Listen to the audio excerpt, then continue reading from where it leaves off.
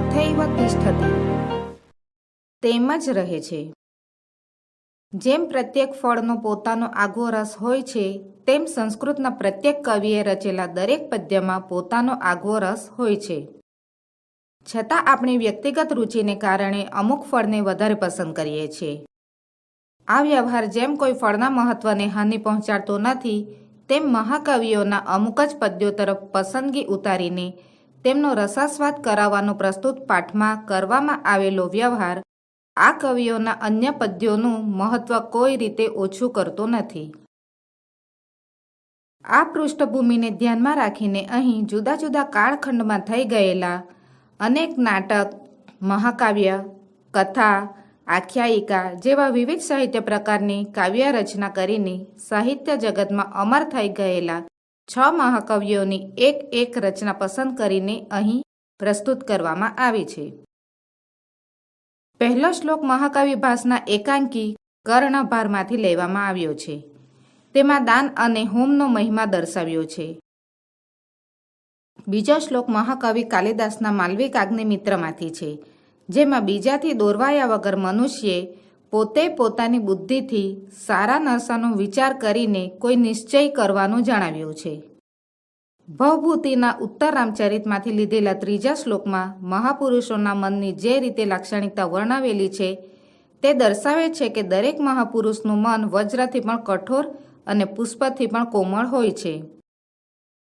ચોથો શ્લોક ગદ્યકાર બાણભટ્ટની રચના તરીકે પ્રસિદ્ધિ પામેલો છે. તેમાં દુષ્ટ માણસના સ્વભાવની હકીકત વર્ણવેલી છે. પાંચમો શ્લોક નાટ્યકાર સૂત્રકના મૃચ્છકટિકમાંથી પસંદ કરેલો છે. તેમાં દરિદ્ર માણસના દિલનું દયામણું દુઃખ આલેખાયું છે. છેલ્લો શ્લોક રવિગુપ્ત નામના કવિની રચના છે, જેમાં સજ્જનની પ્રશંસા સુપેરે કરવામાં આવી છે. આ વર્ણનમાં સૂચિત થયેલી હકીકતો આજે પણ એટલી જ પ્રસ્તુત છે. તે મનુષ્ય જીવનનો ભાગ બનવી જોઈએ, તો જ કાવ્યનું શિક્ષણ સફળ બની શકે.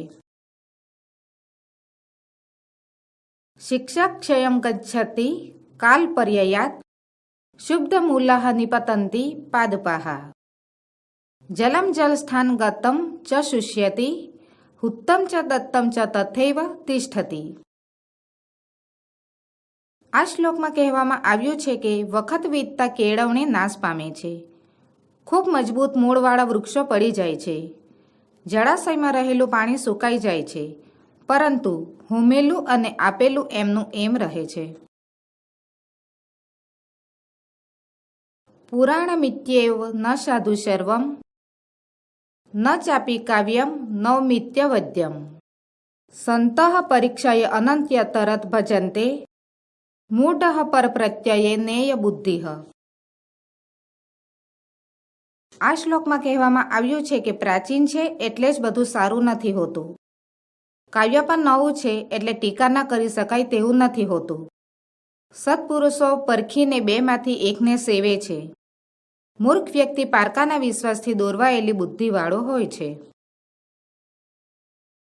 વજ્રાદપી કઠોરાણી મૃદુની કુસુમાદપી લોકોત્તરાણામ ચેતાંસી કોનો વિજ્ઞાતુમર્હતિ.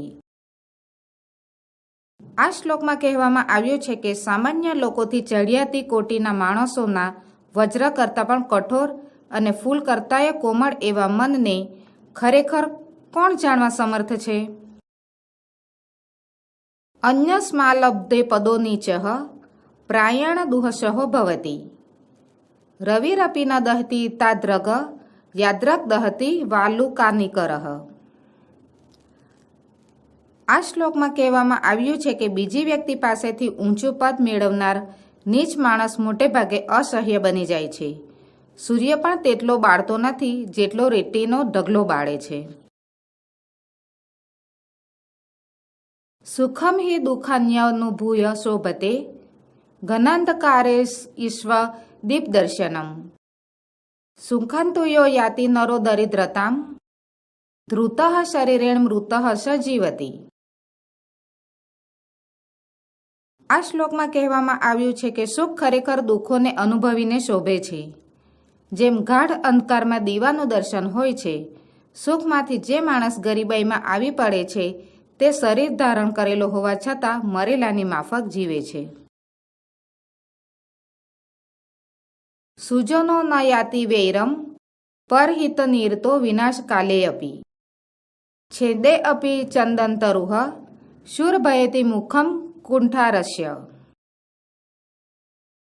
આ શ્લોકમાં કહેવામાં આવ્યું છે કે પારકાના હિતમાં રચ્યોપચ્યો રહેલો સત્પુરુષ વિનાશના સમયમાં પણ વેર દાખવતો નથી.